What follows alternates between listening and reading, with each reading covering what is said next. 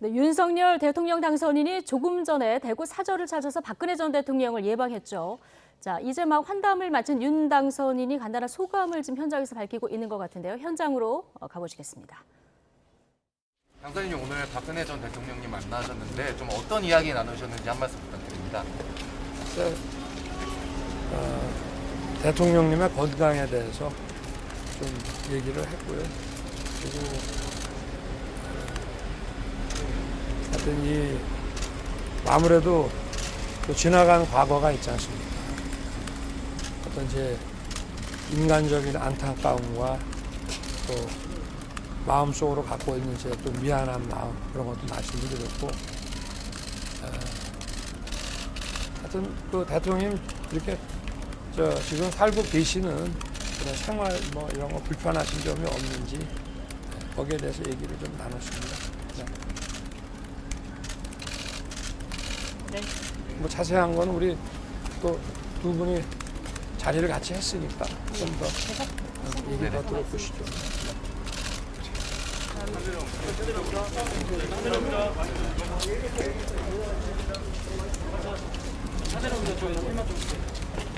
네, 박근혜 전 대통령이 사저를 방문하고 나온 윤석열 대통령 당선인의 발언 조금 전 들어보셨는데요.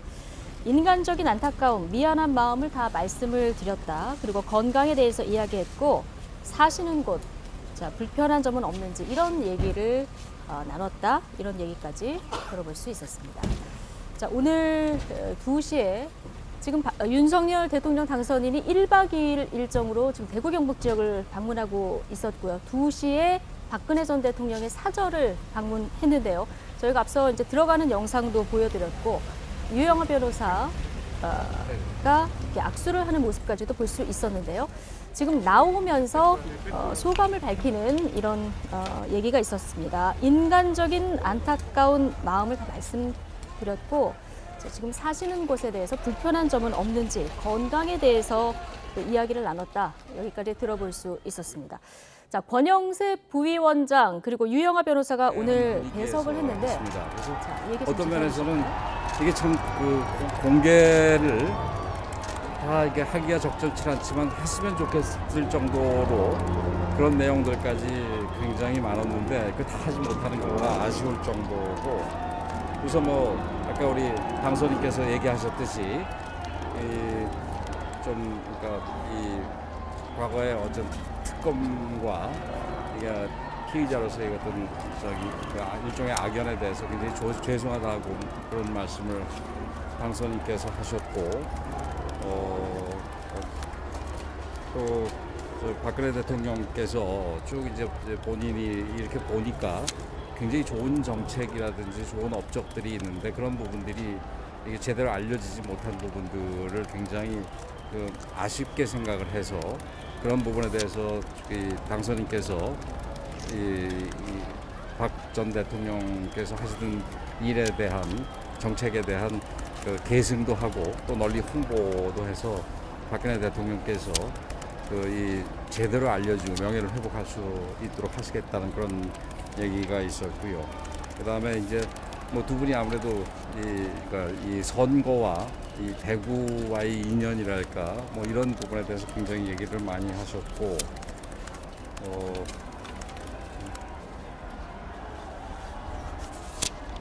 그 취임식 부분도 우리 당선인께서 정중하게 요청을 하셨고, 박근혜 전 대통령께서도 가능하면 참석하도록 노력하겠다 그런 말씀을 하셨고,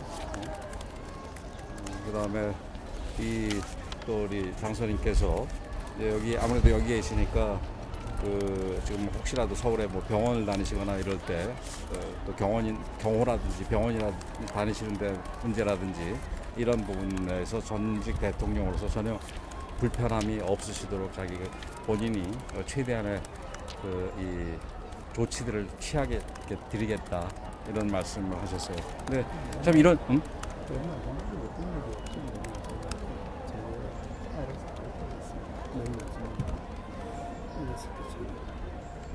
뭐였지?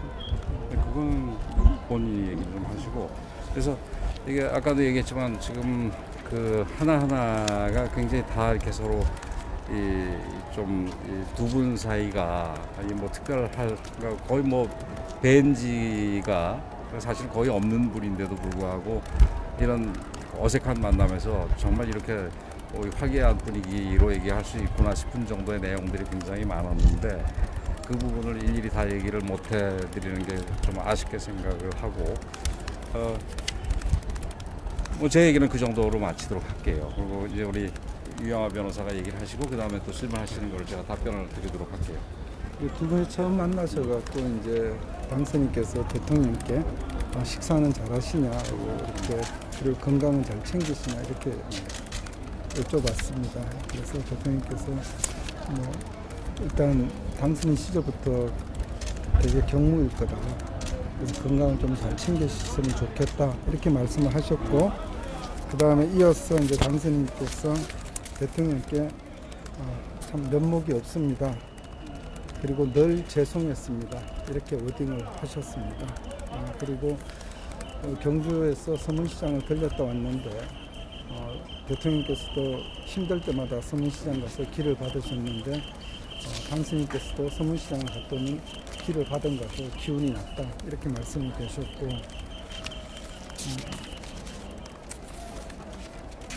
지금 여기 달성이 보니까 본인이 대구에 근무할 때는 달성이 굉장히 시골 같은 느낌이었는데 이렇게 굉장히 많이 발전돼서 참 몰라보게 발전됐다. 그렇게 말씀을 계셨고, 처음 그래서 대통령께서는 그런 당선인 질문에 대해서 아마 처음 보는 사람들은 이 달성에 처음 오는 사람들은 예전에 달성을 기억하면은 잘 기억이 안 될 거다. 그럴 정도로 발전이 됐다. 그리고 오늘 뭐 식사 서문시장에서 국수를 드셨다고 이런 얘기를 하셨고, 아까 우리 권영세 의원님께서 말씀하셨듯이 두 분 간의 대화는 굉장히 따뜻한 분위기에서 진행이 됐습니다. 그리고 간혹 웃음도 많이 하셨고, 그래서 당선인께서 대통령이 얼굴을 좀 부으신 것 같다 걱정을 해주셨고, 그게 이제 예전에 테러를 당해서 그런 부분이 좀 있어서 그렇다 이런 말씀이 계셨습니다. 그리고 저희가 차는 이제 민트차하고 한가를 준비했습니다. 한가를 준비해서 아마 다 드셨습니다. 당선인 다 드셨고, 아까 말씀드렸지만 대통령께서 처음 이제 당선을 보고 처음 뵙는 분이지만은 화면에서 많이 뵈서 그런지 아주 오래전에 만난 사람 같다. 두 분 또 그런 말씀이 계셨습니다. 서로가. 그리고 당선인께서 중요한 말씀을 하셨는데 선거 운동을 하면서 많은 정책을 공부하면서 본인도 스스로는 신문도 많이 보고 해서 소위 지식인층에 있다고 생각을 했는데, 지난 대통령의 재직 중에 했던 정책이나 업적을 보면서 왜 이런 것들이 제대로 국민들에게 홍보가 안 됐는지 대한 안타까움이 있다. 앞으로 취임하면 하여튼 제대로 알려서 국민들한테 제대로 평가받을 수 있도록 그렇게 하시겠다 이렇게 얘기했습니다. 그래서 직을 시작하면은 대통령께서 재임족하셨던 일들을 선계해서 잘하고 업적에 대해서 설명도 하겠다 이런 말씀이 당선인께서 계셨고, 여기에 대통령께서 감사하다 감사를 표시하셨습니다. 그리고 대구 경북에서 몰표를 줘서 당선이 됐다.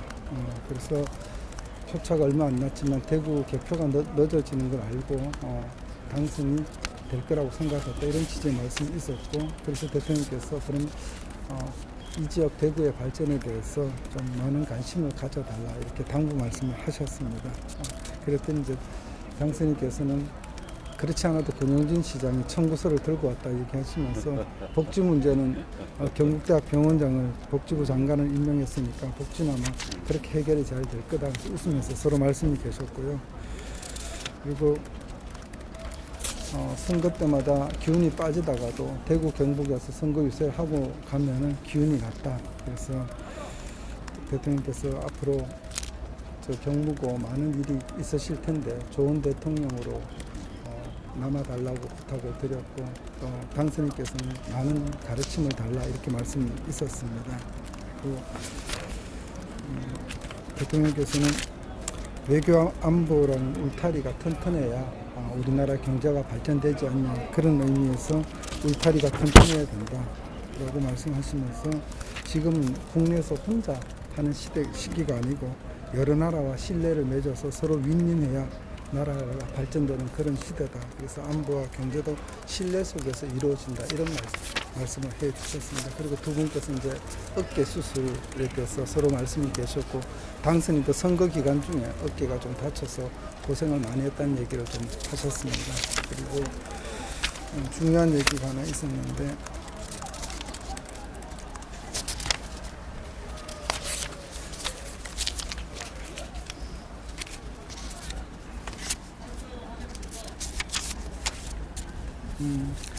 뭐 선거 기간 중에 식사가 제대로 못하고 뭐 김밥과 샌드위치를 떼어서 많이 힘들었다 이런 얘기를 하시면서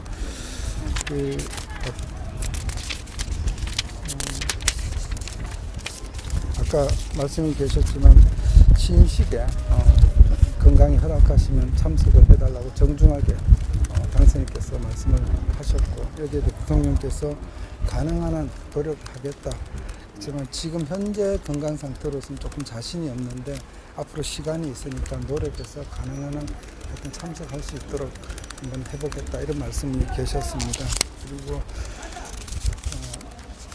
당선인께서 각별히 대통령의 건강에 대해서 앞으로 건강 운동을 어떻게 하시냐고 그런 질문이 계셨고 대통령께서 거기에 대한 답변을 주셨습니다. 그리고 앞으로 서울에 이제 만약 통원 치료가 있을 경우에 경호 문제는 전혀 차질이 없도록 시감의 경호 측에 각별히 당부를 해놓겠다 이렇게 말씀을 하셨습니다.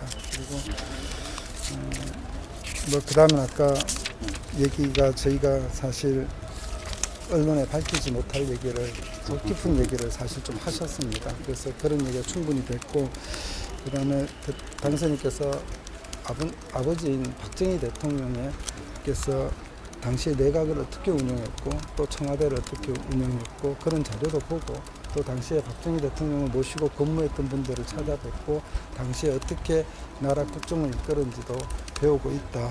그래서 그런 얘기를 하시면서 당선되고 나니까 걱정이 돼서 잠이 잘 안 오더라 이렇게 말씀이 계셨고 거기에 대해 대통령께서 대통령의 자리가 무겁고 크다 정말 사명감이 무섭습니다 이렇게 얘기하시고 일단 건강에 많이 챙기셔라 건강해야 이 경무를 할 수 있다 이렇게 말씀을 드렸고 마지막으로 당선인께서 하여튼 병원이나 이런 경호 문제에 있어서 정말로 잘 보시라고 지시를 하겠다를 앞으로 잘 하시겠다 이런 말씀이 계셨습니다. 네, 이상 뭐 속 깊은 얘기는 저희들이 언론에 공개하기가 적절하지 않아서 이 정도로 하겠습니다. 예, 예. 네. 뭐 질문이 있으시다고 그러는데 네, 지금 말씀하셨듯이 우리 대통령께서 굉장히 말씀을 많이 하셨어요. 그래서 저는 당선인 네.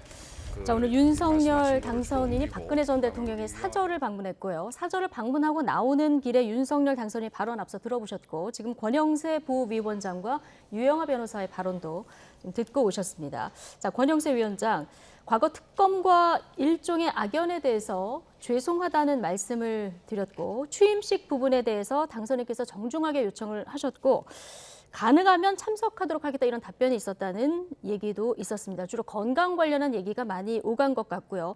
그리고 유영하 변호사도 오늘 두 분 간의 대화는 따뜻한 분위기에서 진행됐고 오래전에 만난 사람 같다 이런 얘기도 오갔다는 얘기도 있었습니다. 좋은 대통령으로 남아달라 자, 이런 부탁도 있었다고 하고요. 그리고 당선인께서 박 전 대통령 건강에 대해서 많은 질문을 했고 서울에 통원 치료 있을 경우 경호처에 각별히 당부하겠다. 자, 이런 얘기까지 오가는 것을 듣고 올 수 있었습니다.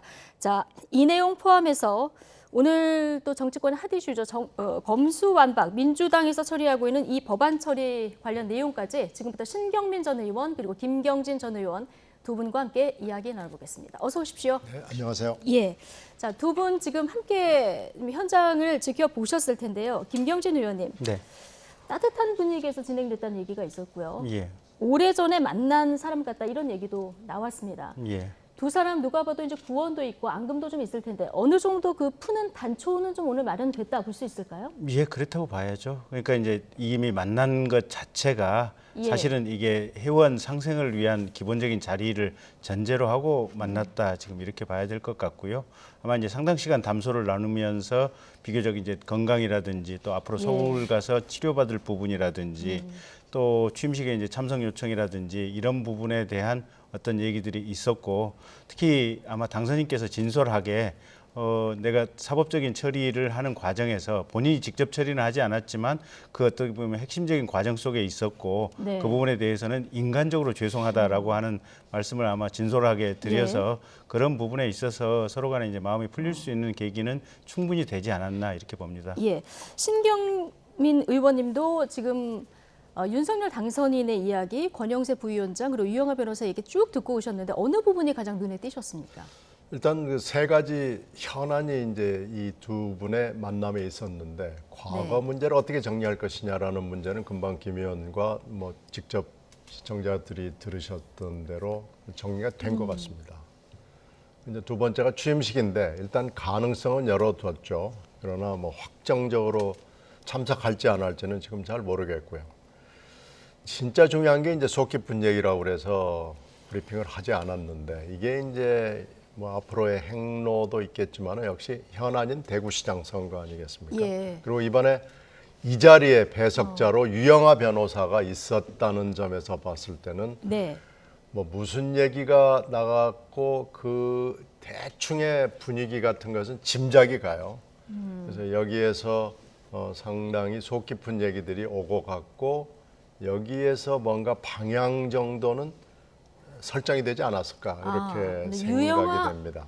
변호사가 배석한 점 이 부분을 좀 주목하시는군요. 지금 사실 배석할 사람도 없어요. 예. 유영하 변호사밖에 없는데 배석자를 결정한 것부터가 뭐 유영하 변호사가 오면은 여긴 장제원 의원 아니면은 네. 권영세 의원 둘 중에 한 사람인데 하여튼 권 의원이 지금 와 있고 한 점으로 봤을 때 네. 여러 가지 얘기들이 오고 갔을 것으로 판단이 되고요. 이 예. 속 깊은 얘기가 이제 여기에 핵심과 안고가 있다고 봐야 되겠죠. 예, 알겠습니다. 지금 딱 지방선거 50일 남은 시점이거든요.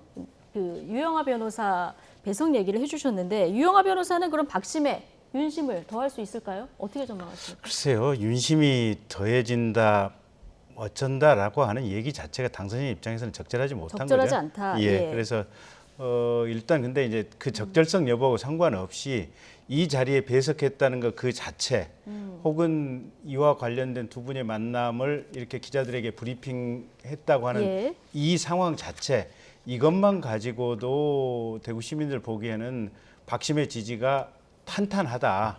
그리고 어쨌든 그 옆에 그 자리에 당선인도 계셨다라는 느낌이 있어서 네. 요 상황만 가지고도 제가 볼 때는 유영하 변호사 입장에서는 당내 경선을 하는 데 있어서 예. 상당히 유리한 구도나 위치에 있지 않을까 싶고요. 당선인께서 어떤 뭐 더 이상의 생각을 한다거나 더 이상의 말씀을 한다거나 이런 부분은 원천적으로 불가능한 얘기라고 네. 봐야겠죠. 네, 오늘 뭐 국민의힘 1차 컷오프가 있었는데 대구시장 경선 후보는 발표에서 빠졌더라고요. 그만큼 좀 민감한 부분이기도 할 텐데 속 깊은 이야기 하셨는데 관련해서 지금 현장에서 질의응답도 오가고 있으니까 더 전해지는 내용이 있으면 저희가 전해드리도록 하고요. 주제를 좀 바꿔보겠습니다. 자, 172석의 민주당 현 정부 임기 내 반드시 검찰에서 수사권을 떼어내겠다는 의지가 어느 때보다 강한 것 같습니다. 검찰은 집단 반발하고 있는 상황인데요. 검찰의 기득권 챙기기일까요? 민주당의 무리한 법안 추진일까요? 검수완박 관련 찬반 목소리 먼저 듣고 오시겠습니다. 오늘 당론으로 확정이 되면 네. 4월 내에 법사위하고 본회의 통과하고 5월 3일 문재인 대통령 마지막 국무회의 때 그때 대통령이 선포하는 걸 염두에 두고 계세요? 네, 국무회의 의결을 통해서 공포하는 것을 목표로 5월 3일. 하겠다는 겁니다. 그 개혁에는 시기가 있습니다. 검찰총장 출신 대통령이 취임하게 되면 예. 검찰 제도 개혁이라는 것은 사실상 이 5년 동안 물 건너가는 일이다. 그래서 그 윤석열 당선인이 취임하기 전에 검찰 개혁을 마무리하는 것이 그 실기하지 않는 방법이다 이렇게 말씀드리고 싶습니다. 예, 지금 이 기회를 놓치게 된다면 네. 이 민주당은 민주당으로서의 존립의 이유를 잃어버리게 됩니다. 사실은 검찰 개혁이라는 것이 이제는 정치 구호로서는 그만할 때가 됐다라고 저는 개인적으로 생각을 합니다. 검찰 개혁은 일상에서 예. 끊임없이 또 이루어져야 된다는 것이고요. 다만 과거에 뭐 몇 가지 무리한 수사 때문에 검찰의 수사 기능 전체를 박탈한다. 이것은 빈대 잡겠다고 초가삼간 태우는 격이다 이런 생각이 들고, 검찰이 또 이런 비판도 받지만은 역으로 수사권이 있었기 때문에 국정농단 수사 같은 예. 국민들의 박수를 받는 수사가 가능했다라고도 또 생각을 합니다. 자, 민주당 입장 그리고 검찰 입장 동시에 다 듣고 오셨는데, 민주당 지금 의총이 진행되고 있는 이런 상황입니다. 반드시 처리하겠다, 이번에 굉장히 강한 의지가 보이는데, 신경민 전 의원님, 지금 실제 그 내부 분위기 어떤 것으로 전해집니까? 당론으로 채택하는 데는 어려움이 없을 걸로 보입니다. 오늘 당론은 지금, 일단 채택은 할 것이다. 당론 지금 보면 대의원 투표가 진행이 되고 있어요. 예. 그 카톡으로 진행이 되고 있는데요. 정책을 놓고 대의원 투표까지 하는 것은 저는 본 적이 없습니다. 일단 처음 봤고요. 예. 뭐 대부분의 이 카톡 투표라는 것이 그렇듯이 이것도 아마 찬성이 많이 나올 거예요. 그래서 당론으로 채택하는 데까지는 문제가 없이 오늘까지는 진행이 되는데, 이제 예. 이 다음에 5월 3일까지의 스케줄이 이제 어떻게 진행이 될지는 사실 지금 아무도 예단을 할 수가 없습니다. 예. 일단 법사위 열고 본회의 열고 또 필리버스터 있을 텐데요.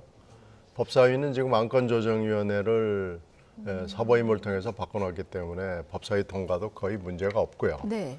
본회의는 뭐 필리버스터가 진행이 된다 하더라도 필리버스터는 여러 번 해봤습니다만은 그 무력화 조치가 되지 못합니다. 예. 그래서 본회의도 별 문제가 없을 거고요. 그러면 이제 5월 3일 날 마지막 예. 국무회의가 남는 거죠. 예. 그래서 이 전체적인 스케줄로 봤을 때는 무리가 없는데, 문제는 예. 여론입니다. 여론. 네, 네. 언론과 여론과 이게 뒤범벅이 돼 있을 거고, 또 지금까지 6대 범죄에 한정돼서 검찰의 수사권을 두고 몇 년 지금 굴려본 우리 경험이 있거든요. 예. 이 경험상으로 봤을 때 국민들이 체감하는, 국민들이 실제로 느끼는 수사, 이게 제대로 되고 있느냐라는 판단이죠. 네. 이거에 결국은 달려 있다고 봐야 예. 되기 때문에 사실 5월 3일까지 이 스케줄이 어떻게 진행이 될지는 지금 예단하기 매우 어렵다고 예. 저는 봅니다. 그럼 여론을 좀 의식을 한다고 하면은 뭐 당론은 채택할 때 이 안에 어떻게 내용이 담길지는 좀 지켜봐야 될 것 같은데, 검찰 간부가 인터뷰를 하는 것도 굉장히 이례적인 일입니다. 조금 전에 이제 듣고 오셨는데, 빈대 잡겠다고 초과 삼간 태우는 격이다 이런 얘기도 있었고요. 검소완박이 됐다고 하면은 지금 가평 계곡 살인 사건, 국민들 공분을 자아내는 사건인데 이것도 묻혔을 것이다 이런 얘기를 하거든요. 검찰 입장에서는 정확히 뭘 우려하는 겁니까? 이 자체가 사실은 헌법 파괴고요. 그러니까 민주당한테 반문하고 싶은 게, 아니 대한민국의 사법 체제 자체가 니들 거냐, 이렇게 그냥 반문하고 싶어요. 예. 그러니까 이제 제가 있을 때 20대 국회 마지막에 그때 그러니까 벌써 2020년 한 1, 2월쯤에 했었죠. 검경 수사권 조정, 뭐 검찰 수사 6대 범죄에 한정하는 수사권 네. 조정했었고 공수처 설립했었잖아요. 네. 그리고 이제 그게 한 6개월, 1년쯤 후부터 지금 법이 시행이 됐는데, 자 그러면 윤석열 검찰총장 퇴임 이후에 국회의원이나 장관이나 또는 거대 기업이 어떤 범죄 행위라든지 또는 어떤 집단에서 증권 범죄나 이런 거대 금융 범죄를 하는 것을 현재의 문재인 정부의 검찰이나 경찰이 단 한 건이라도 제대로 수사하는 사례를 보신 적이 있는지 한번 우리 사회 전체에 제가 물어보고 싶어요. 그래서 이건 뭐냐면 결국은 이게 민주당 사람들과 관련된 범죄 행위에 대한 수사를 원천적으로 막아버리겠다. 지금 그 이상도 아니고 이하도 아닌 거고요. 예. 이제 역사적으로 되돌려 보면 가령 박종철 씨 고문치사 사건이라든지 또 권인숙 씨 사건, 이게 경찰에 의해서 벌어졌던 것들을 검찰이 찾아냈고 언론이 보도해 줌으로써 우리 사회가 정상화가 됐었던 것들이잖아요. 유병헌 씨 사건도 지금 2015년도 뭐 이때 있었던 건데, 그때도 경찰은 그냥 단순 변사자로 해서 그냥 예. 화장 처리하겠다고 했는데 검사가 찾아냈었잖아요. 네. 그러니까 이게 검찰, 경찰이 중첩적으로 2번에 걸쳐서 수사를 함으로써 오류를 줄이고 예. 국가적인 어떤 수사에 있어서 정확성을 기하겠다라고 하는 건데, 민주당이 지금 저렇게 하겠다고 하는 것은 한마디로 대한민국의 시스템을 그냥 파괴시켜 버리긴다. 저는 그렇게밖에 안 보입니다. 그러니까 이제 6대 범죄를 검찰에 남겨놓은 이유가 있을 테고, 이거를 지금 수사할 역량을 갖춘 수사기관이 만들어지지 않은 상황에서 없애는 것이 무리다. 이게 이제 민주당 내에서도 좀 나오는 의견이거든요. 소수 의견으로 물론 있죠. 네. 뭐 오늘 또 그 얘기가 나올 텐데요. 네. 국민들이 체감하는 또 수사의 불편함이 있거든요. 그리고 이제 지금 이은혜 사건을 케이스로 든 경우도 있고요. 그리고 근본적으로 문제가 되는 건 경찰이 이 모든 수사를 감당할 수 있느냐라는 이 질문에 대해서 지금 누구도 뚜렷하게 그렇다라고 얘기를 못 하는 겁니다. 이 수사 기능이라는 게 국가를 떠받치는 매우 중요한 백본 중에 하나고요. 범죄자의 인권만을 고려하는 것도 물론 안 되고, 국민들의 불편도 그렇고요. 또 거대하게 자리 잡고 있는 이 현대 사회에서 수사 기능을 어떻게 누가 끌고 가야 되느냐라는 게, 이게 기소권만 이렇게 남겨놓는 검찰을 놓는 것이 맞느냐라는 근본 질문에 대해서 지금 뚜렷하게 대답을 아직 할 수가 없는 상황입니다. 그러니까 이 상황에 대해서 여론과 언론을 보고 민주당도 나갈 수밖에 없는 거지. 그럼 민주당도 앞으로 뭐 내용이나 아니면 속도 면에서 좀 조절을 할 가능성이 크다고 보십니까? 언론이나 여론이 굉장히 나빠질 경우에 이걸 이렇게 운전해서 무작정 갈 수는 저는 없다고 봅니다. 예. 지금 이 정치권 파장이 좀 있을 수도 있는데, 지방선거를 앞두고 있기 때문에 지금 여론 얘기를 계속 하셨습니다만은 어느 쪽으로 영향을 미칠지 좀 지켜봐야 될 것 같고요. 자, 주제 한 가지만 짧게 다뤄보겠습니다. 어제 윤석열 정부 인수위에 참여하고 있는 이태규 국민의당 의원이 돌연 인수위직을 사퇴했습니다. 여러 가지 해석이 나오고 있는데요. 오늘 안철수 위원장은 자신의 조언을 전하는 과정은 없었다, 작심 발언을 내놨습니다. 관련 얘기 듣고 오시죠. 청사진을 제대로 실행에 옮길 만한 능력 있는 분들을 또 추천도 해드렸습니다. 그렇지만 그 인사는 당선인의 목 아니겠습니까? 인선 과정에서 특히 제가 전문성이 있는 분야에 대해서는 조언을 드리고 싶었습니다만 그런 과정은 없었습니다. 이태규 의원이 먼저 저에게 사퇴 의사를 밝혀와서 많은 이야기를 했습니다. 그런데 이태규 의원이 이 많은 대선 과정에서, 그리고 또 후보 단일화 과정에서, 그리고 또 인수위원회를 하면서 여러 가지 어려움이나 또는 여러 가지 힘든 점들이 많았던 것 같습니다. 이런 부분들에 대해서 이제 본인이 감당하기가 힘들다는 그런 뜻을 저한테 전해온 겁니다. 네. 비슷한 시간에 장제원 당선인 비서실장은 장관 인선 때문에 사퇴한 것도 아니고 안철수 교야 파열음도 없다, 이런 얘기를 했거든요. 근데 안철수 위원장 얘기를 들어보면은 지금 고비고비마다 힘든 점이 있었다는 것을 토로했다는 거 아니겠습니까? 왜 사퇴했을까요? 어떻게 파악하고 계십니까? 글쎄요. 그러니까 그냥 상식적으로 생각해 보면 뭔가 서운함이 있으니까 사퇴를 했겠죠. 근데 저처럼 또 대선 기간에 열심히 뛰었지만 인수위도 못 들어간 사람, 그런 기준으로 본다면 저렇게 시원하게 사퇴하는 이태규 의원이 좀 부럽기도 하네요, 보니까. 아, 그러십니까? 농담이고요. 네, 어쨌든 안철수 인수위원장께서 이제 많은 인재 추천을 했었는데 아마 이제 그 이후에 최종 선택을 하는 과정에서 당선인과의 협의 절차가 조금 아쉬운 대목이 아마 안철수 인수위원장께 있는 모양이에요, 보면.